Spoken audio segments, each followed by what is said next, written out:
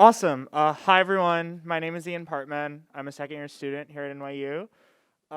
And this is my presentation of my Gallatin Human Rights Summer Fellowship. I guess, firstly, I just want to thank everyone for coming and extend special thank yous to my cohort, to whom I have an unpayable debt. I've learned so much from all of you and with all of you. I also want to thank Mehmet. I want to thank Vasuki. I want to thank all of the people involved in the Gallatin Global Program. And I also want to thank Dean Wilford for being here and for, obviously organizing all of this. So I guess before I start, I will be discussing intimate partner violence, sexual and gender violence, and harm and state violence. So if anyone feels uncomfortable with anything, I encourage you to take a break, leave the room, etc., whatever. So I guess I'll just get into it. My project emerges out of a very specific impulse on my part to think creatively and critically about public discourse surrounding both human rights in prisons, specifically, and larger carceral technologies, police, border control, surveillance, and other modes of discipline that the state enacts on its citizens. There's an impulse in the United States, I think, to think of everyday violence as violations of purely civil rights or liberties. For many, conceiving of something like police brutality or mass incarceration or intimate partner violence as fundamental violations of human rights and integrity is quixotic. The public language around human rights is concerned almost entirely with casting human rights abuses and violations to perpetual elsewhere, in most instances, the global south. Through my summer project, I wanted to reject this impulse and think about how to frame the violence of policing and prisons as fundamental violations in human rights, and to entangle these violations within the nexus of the larger political economies of racial and sexual violence. This is where I get started working with Survived and Punished New York, the nonprofit that I had the privilege of working with this summer. Survived and Punished organizes for the release of incarcerated persons who defended themselves against sexual and gender-based violence.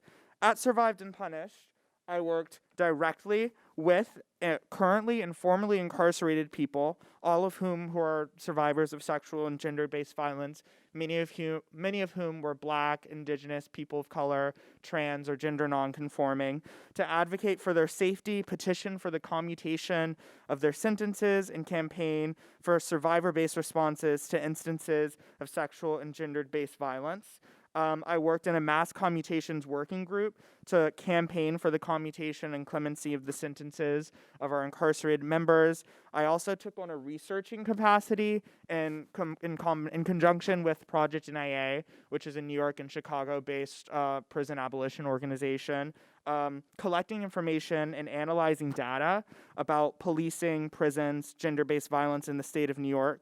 I also created a comprehensive working reentry guide for survivor-based restorative reentry practices and programs in the state of New York.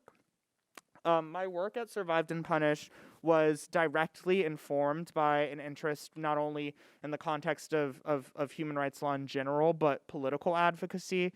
As a person who was raised in Washington, D.C., which is, on one hand, a nexus for state violence, and on the other hand, a site of a rich history of Black-led political organizing and education. I've always been uniquely interested in how to galvanize public education around, mechanisms of state oppression and violence. Also, as a Black queer person in DC, which is a nexus of policing, I've been subject to police discrimination, brutality, harassment, and surveillance. And so I'm directly informed by my experience of the carceral state and the idea of imagining an elsewhere and outside of the carceral imagination. So I guess that sort of leads me to some concluding remarks and reflections. I don't know what's next for any of us. I'm deeply politically depressed.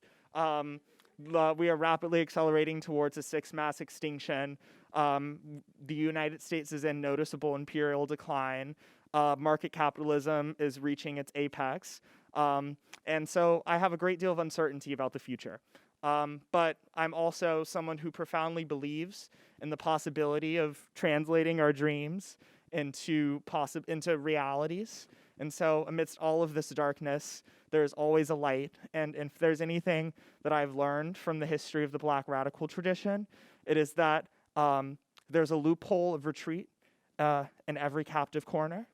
And so in terms of what's next for me and what's next for the larger apparatus of my work, there's a lot to be done in the context of shifting public opinion around police and prisons in the United States, developing strategic solutions and responses to the ongoing violations of the carceral state, but also in the context of international human rights law.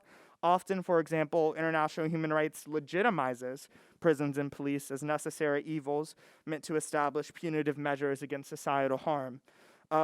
But I do believe in the possibility of strategically using and exposing international human rights law's shortcomings to weaponize and utilize them in terms of creating within an abolitionist framework. So in terms of what's next for me, I'm currently working on a final draft for a long-form essay about human rights law and prison abolition. I'm continuing to work full-time with Survived and Punished as a full-time member.